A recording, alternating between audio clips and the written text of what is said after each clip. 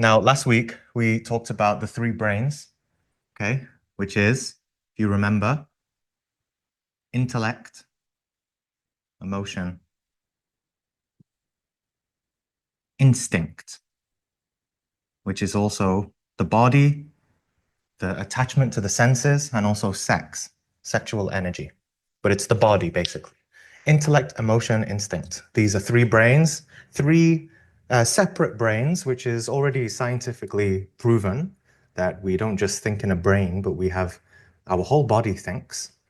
And in Gnosis, we understand that they are in constant conflict. Constant conflict in the intellect, different conflicts within the emotions, different conflicts within the body. Also, the intellect against emotion, body against intellect, etc., etc., etc. Okay? All of this, these receive a certain type of nutrition, we could say. It keeps everything going, which is impressions. Impressions of life. Okay? So we're doing a recap, but I'm adding things on as we go. Impressions. Any person who suddenly goes into a world where it's just hell, basically. Try to imagine the most horrible, disgusting hell reality that you could live in. I mean, that person would die quite fast. He wouldn't have a long life. This kills the body when we have horrible impression of life, of struggle, of ugliness, the ugliness of life today, of hunger, of starvation, of crime, of all sorts. Right? But if we have a nice life, a happy life, a beautiful life, full of serenity and love and magic and everything and friendship and family, well, we usually have a longer life, right? These are all part of our impressions. Now, we don't have a perfect life. Look at the state of humanity today. We're all sleeping, and it's a horrible place. Our planet is a horrible planet. I don't say that as like a negative, pessimistic statement. Of course, humanity is beautiful if we look properly, and it's such a miracle, our planet, right? But on a cosmic scale, let's compare to other planets, and we can have a class on other humanities or humanities that have, well, our humanity uses the word extraterrestrial, but it makes them sound like aliens. Actually, we're a lot more alien than them. On a cosmic scale, in the eyes of divinity, we don't have such a beautiful life.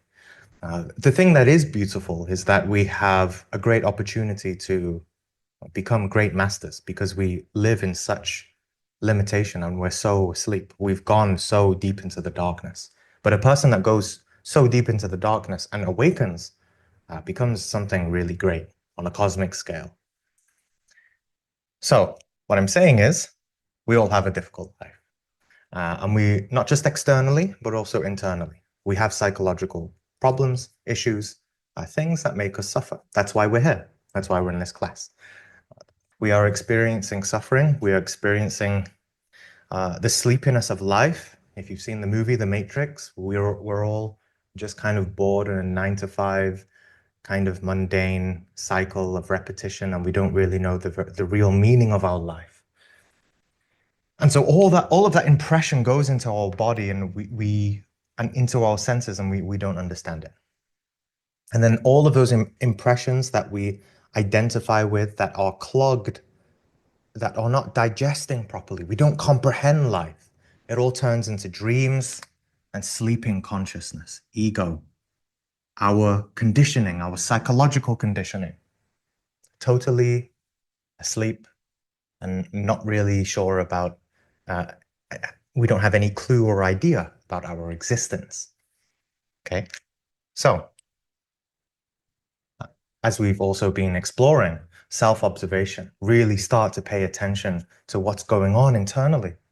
And then from there, we start to slowly, gradually, this is a core teaching in Gnosis. No enlightenment comes immediately. all the people on YouTube and anyone that you hear about that someone had suddenly an awakening, a sudden Kundalini awakening, and I suddenly saw God, and they come back from an experience and they're crying. Sure, they might have had some experience. We're not going to discredit anyone or talk against anyone, but that's not true awakening. True awakening, authentic awakening, happens from gradual, constant, consistent devotion to the truth. And it takes time. It takes time. That's not something that I'm dictating or that the Gnostic teachings is dictating. You'll see in your own experience that it takes time, because it takes time to look in the mirror and see what has to change. We're all here because we have to change. If we just remain the same, we wouldn't know the truth, or we wouldn't be in another reality, a higher, more enlightened reality. Obviously, something needs to change. So we learn meditation. We learn psychological change. We learn self-awareness, self-consciousness, to expand something. As I said last week, the Dalai Lama said something very beautiful, which is we need to understand, we need to have this belief, this conviction, this understanding that consciousness can expand to infinite degrees. We're not just here to say, some people come to these teachings because they want to overcome a certain addiction. They want to self-improve. In a sense, Gnosis is not about self-improvement. It's not about helping yourself psychologically just to help yourself get over something. It will absolutely help you improve yourself.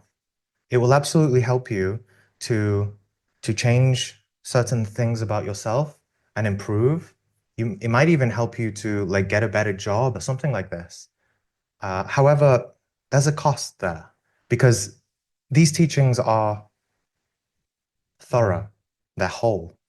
They hit the soul in a certain way that once you are given the teachings and you start detecting the truth, it's not something that you can easily just walk away from.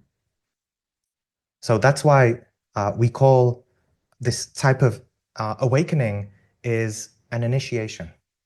You become initiated. If you want to just self-improve, just overcome a certain habit or something like this, there are many courses and books for that. But here, this is something deeper. It's to expand infinitely and to devote ourselves wholly, to give our heart wholly to something that is holy, right? Holy in the sense of Holy, and also to be whole, to go to the truth, to the ultimate reality, to the absolute, or in Buddhism, what they call the ultimate reality.